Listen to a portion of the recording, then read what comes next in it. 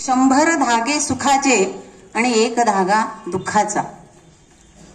भाऊंचं व्यक्तिमत्व म्हणजे एक सात्विक व्यक्तिमत्व आहे। सगळ्यांच्या भाषणातून आपल्याला ते कळलंच आहे। आणि आमच्या घरात बोरसे परिवारात ते हेड ऑफ आहेत। सगळ्या कुटुंबाला पुढे नेणारे, त्यांच्या पावलावर पाऊल आम्ही ठेवत कुटुंबाची, संपूर्ण कुटुंबाची प्रगती साधत आहोत। त्यांचं नाव वसंत हिरामण चौधरी। त्यांच्या नावातच वसंत आहे आणि वसंत ऋतू हा जीवनामध्ये बहार आणतो।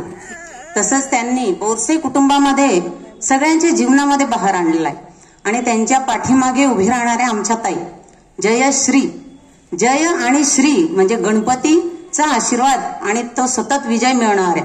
त्यांच्या पाठीमागे सतत उभ्या राहिल्यात। माणसाच्या यशामागे अर्धा वाटा स्त्रीचा असतो, याचा पुरेपूर परिचय किंवा अनुभव या दाम्पत्याकडून येतो आणि त्यांच्या पावलावर पाऊल ठेवूनच आम्ही चालत आहोत। यानंतर आज योगायोग पहा, 31 डिसेंबर ही त्यांची रिटायरमेंटची तारीख आणि 31 वर्ष त्यांच्या सेवेला झाली आहेत। म्हणजे दोघं तारखांचा कसा योगायोग जुळून आलाय। 31 वर्षात त्यांच्या हाताखालून भरपूर विद्यार्थी घडले असतील आणि आम्ही पण त्यांच्या हाताखालीच घडत आलो आहोत। आणि एक या शाळेत आमचं गाव मूळचं पातरखेडे गाव हे तामसवाडी धरणामुळे उठलं।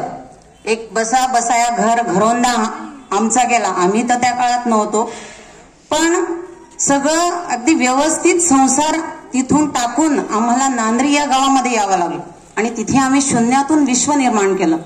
म्हणजे जीवन, पाणी हे जीवन आहे आणि त्या सगळ्यांच्या जीवनासाठी आम्ही आमचं जीवन पणास लावलं आणि त्या पाण्याच्या जीवनासाठीच आज पण मी सगळ्यांच्या भाषणातून ऐकलं की सरांनी बोर लावून दिला आणि त्या बोरला समोर 1 इंच पाणी लागलं म्हणे आणि सरांच्या हातून म्हणजे भाऊंच्या हातून लागलेल्या बोरला 2 इंच पाणी लागलं। म्हणजे आमची सुरुवात पण पाण्यापासूनच झाली आणि आता रिटायरमेंटच्या नंतर सुद्धा पाणी या जीवनरूपी स्मरणात ते या शाळेत राहतील। यानंतर असं म्हटलं जातं की जीवन हे घडत राहावं आणि त्याच्या मागे आपण चालत राहावं। दैवाने जसं दिलं आहे तसं एक सात्विक स्वरूप त्यांचं आहे आणि तसंच त्यांच्या जीवनात पुढे सुद्धा घडत राहो आणि उर्वरित आयुष्य। आणखी एक विशेष म्हणजे सांगायचं मला की वसंत आणि जयश्री यांचा मिळून जो एक त्यांचा सुपुत्र आहे गौरव, त्याने जीवनामध्ये नेहमीच गौरव निर्माण केला आहे। नेहमीच कॉलर ताट ठेवण्याचं कार्य त्याने केलं आहे आणि याच्या पुढे एक प्रतिष्ठित डॉक्टर म्हणून, तो नामांकित डॉक्टर म्हणून प्रस्थापित झाला आहे। त्याच्या जीवनासाठी सुद्धा मी प्रगतशील जीवनासाठी सुद्धा शुभेच्छा व्यक्त करते आणि भाऊंना